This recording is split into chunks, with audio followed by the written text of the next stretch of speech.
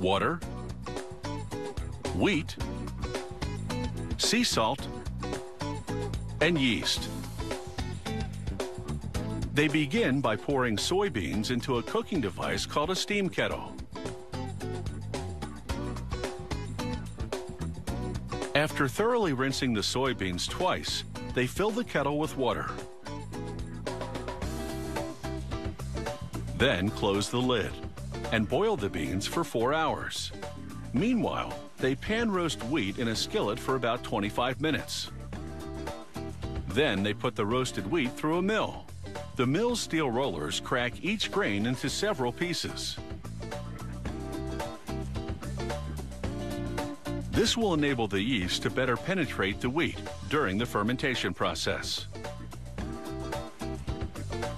When the soybeans are ready, they take them out of the kettle and spread them out in large trays to cool.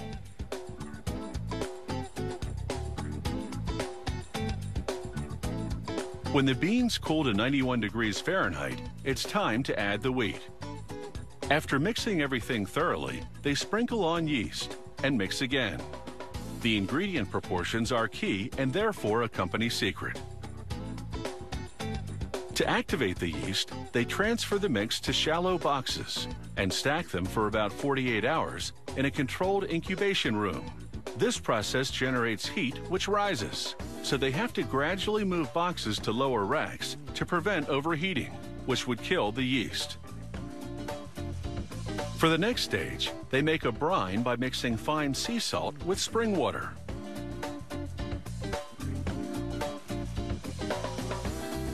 To give its soy sauce a distinctive taste, this company repurposes bourbon barrels from local distilleries to use as fermentation vessels. Traces of bourbon in the wood permeate the mix as it ferments, imbuing the sauce with a subtle smoky and sweet flavor. After dissolving the sea salt in the spring water, they add the soybean mix, creating a murami, the Japanese word for soybean mash. They blend for a few minutes, then seal the barrel and leave it to ferment. For the first 6 weeks, once daily, they open the barrel and mix the murami to aerate the gases that build up. This keeps the yeast active and helps develop the flavor. Then, after that, they open and mix just once a week.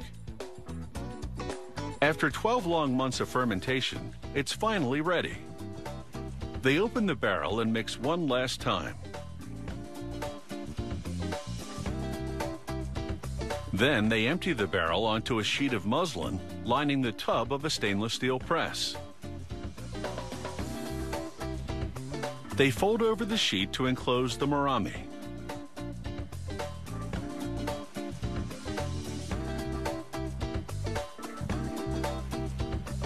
Then lay down planks of wood to form a solid surface.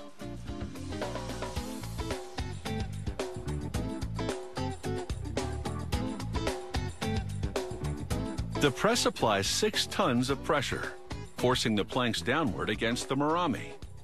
This squeezes out all the liquid, which is the soy sauce. It exits through a hose at the base of the tub and moves on to be filtered and heat pasteurized. The pressed murami gets a new life as high-protein animal feed. While many soy sauces are mass-produced, this factory brews small batches at a time. A batch yields about 600 bottles, each of which workers here fill manually. They top each bottle with a plastic diffuser, which dispenses just a dash of sauce at a time. Then they twist on a plastic cap and slip a shrinkable plastic band over it. Using a heat gun, they seal the band.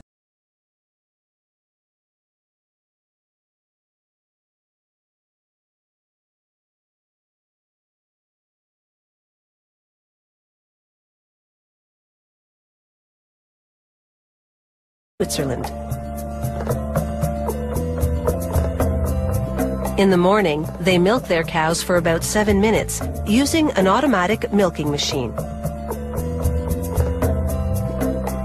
Each cow produces around 10 liters of milk, which contains water, protein, and fat.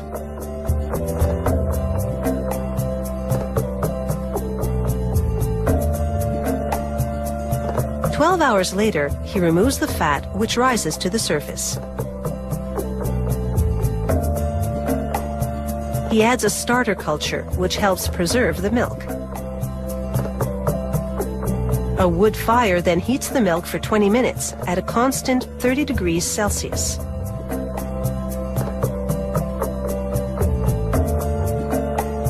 He then adds an enzyme called rennet and more starter culture to the milk.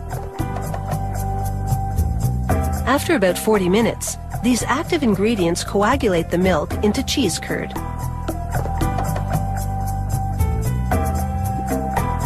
He cuts the solidifying curd into smaller pieces.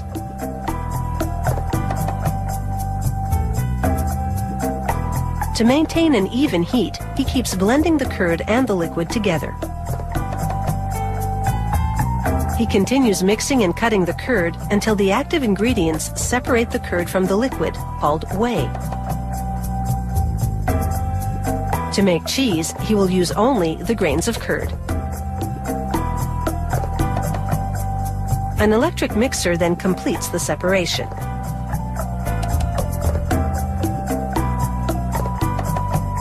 He washes his arms and hands thoroughly because any impurities in the cheese would ruin it.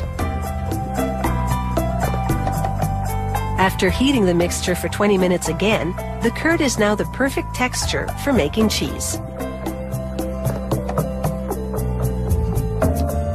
Using cheesecloth, they remove the grains of curd. What started out as 300 liters of milk will end up producing only 30 kilograms of cheese.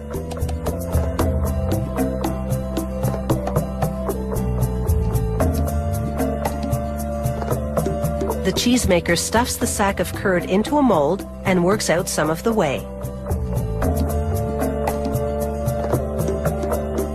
He then puts 3 molds filled with curd into a wooden press.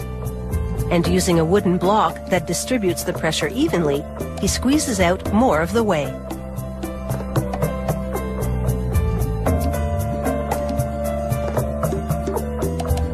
To get all the excess liquid out of the curd, he turns each 10-kilogram piece of cheese over so he can press it again.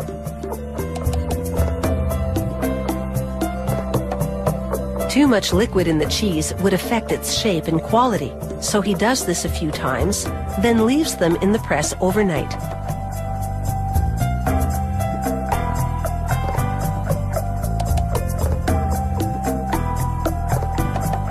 The next morning, he trims off the excess cheese created around the edge by the pressing mold. Like every step in this cheese-making process, this work is also done by hand. He soaks the cheese in salt water for 24 hours to conserve, harden, and intensify its taste.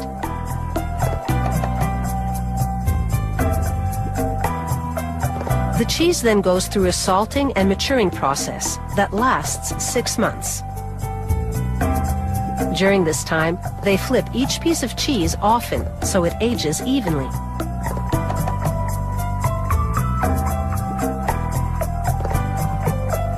After a final surface cleaning, they put the 10-kilogram pieces on their sides to air dry. They'll remain edible for at least 10 years. But of course, you don't have to live in the Alps to enjoy the taste of Swiss cheese.